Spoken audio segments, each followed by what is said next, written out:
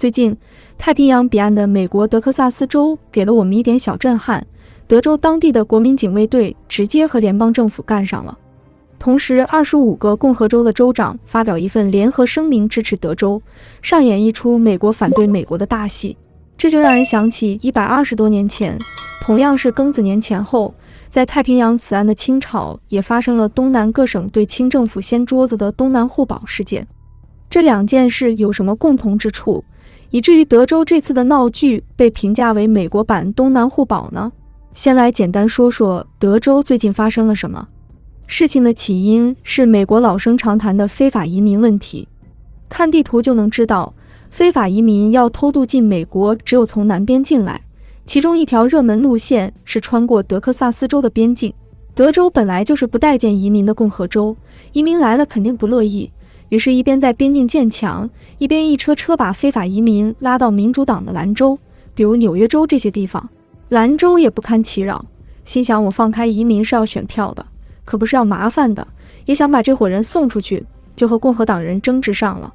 争执的结果就是闹上美国联邦最高法院。现在最高院的大法官9个里面有6个都是共和党人，那共和党肯定赢啊。结果这事还真就不出意外的出意外了，法院裁决德州边境的铁丝网违法，要他们赶紧拆掉。德州这边也有对策，搬出州宪法说这些是我州政府的私有财产，私有财产神圣不可侵犯，联邦政府不能强制拆除。就这样，德州的国民警卫队就和拜登派去的联邦特工杠上，一直杠到了现在。要知道，今年可是美国大选年，出了这事，那个路候选人能不跟吗？随着川普振臂一呼，共和党25个州长一块发表联合声明，谴责拜登总统。甚至有一个州长说这是美国第2次南北战争。这时候，中国历史长的好处就显示出来了。今天国际上发生的任何政治事件，几乎都能从历史中找到相似的剧情。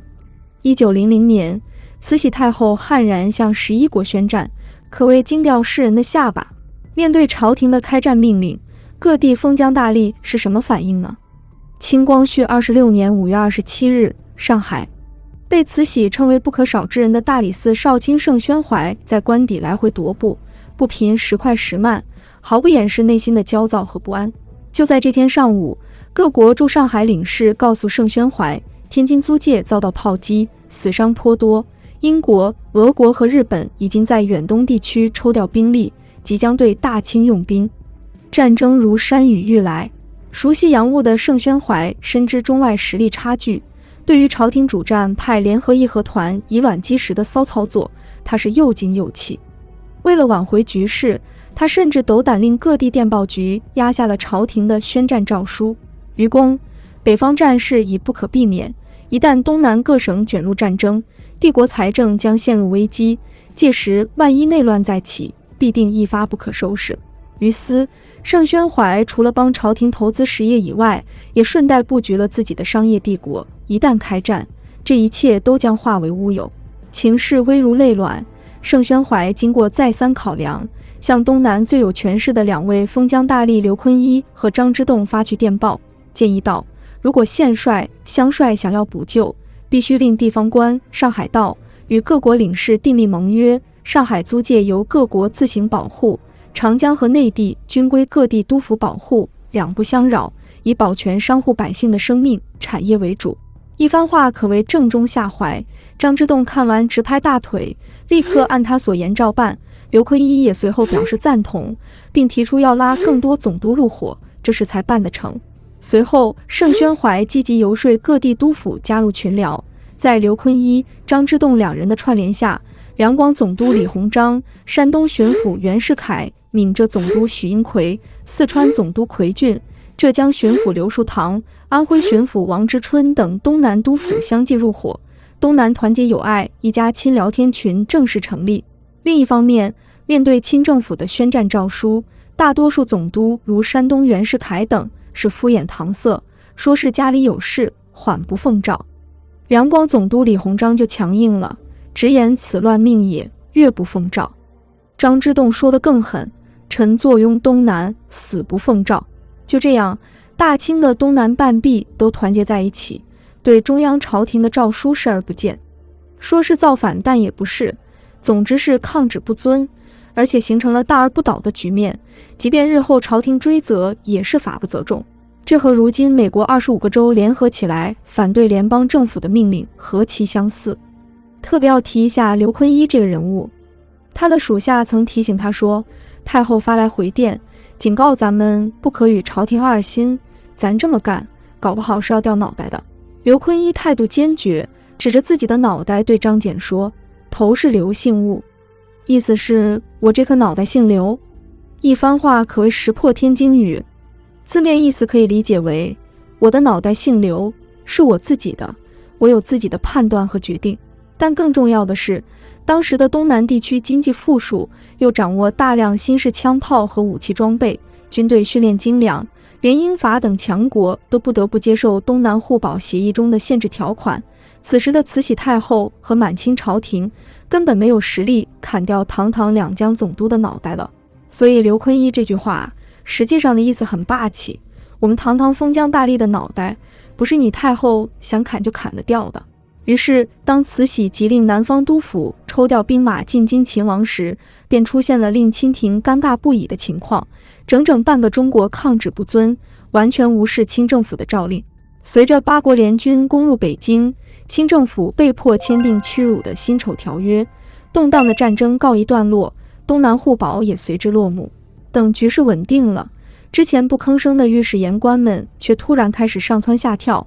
大骂东南督府私自串联对抗朝廷的不忠不孝之行。不等东南总督们上书抗辩，慈禧就已经勃然大怒，不仅驳回他们的奏折，还严令不许再奏这件事情。随后又下一道懿旨，将之前那些宣战谕旨统统销毁，一个不留。天真的言官哪会明白，朝廷被东南督府们狠狠打了一次脸，这丑事瞒都来不及，你们还敢再提，朝廷的脸面往哪搁？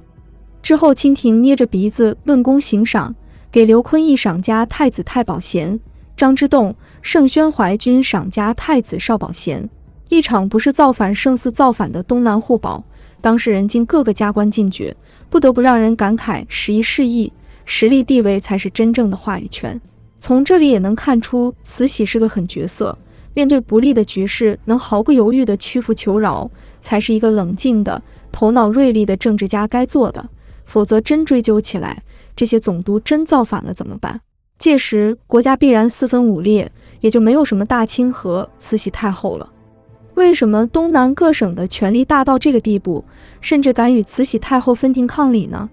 造成东南互保的局面，清朝早期实行的地方督府制度是重要原因。这项制度下，地方督府和中央处于一种相互制约、相互辅助的关系中。正因如此，地方总督必须是朝廷信得过的心腹大员担任，最好还是上三旗的。但是到了晚清时期，随着列强的入侵，局面发生了变化。随着多年战争，满清八旗死伤惨重。为了提高军事实力，清政府不得不更多依赖汉人的力量，支持地方官员兴办团练，其中尤其以曾国藩率领的湘军以及李鸿章率领的淮军为代表。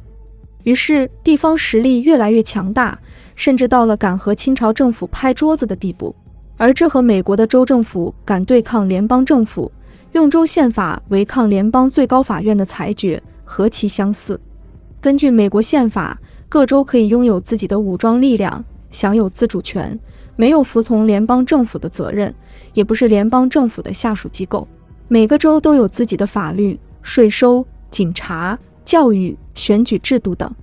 因此才会出现总统管不住州长，各州之间法律大为不同的现象。不过，就像东南各省不想真的造反脱离清政府一样，这次德州也不是真想搞个大新闻，最多只是地方与中央的一次摩擦，讨价还价一番，逼迫联邦政府让步，这事就这么过去了。在120年前的东南互保中，各省总督没有兴趣为清政府的利益出生入死，所以和西方人达成协议，维护东南各省的地方利益。而德州也是同样的情况，当中央政府需要地方损害自己的利益，为中央服务的时候，地方就会想出各种办法违抗这种乱命。而在武德充沛的德州，这种反抗也就显得更加激烈。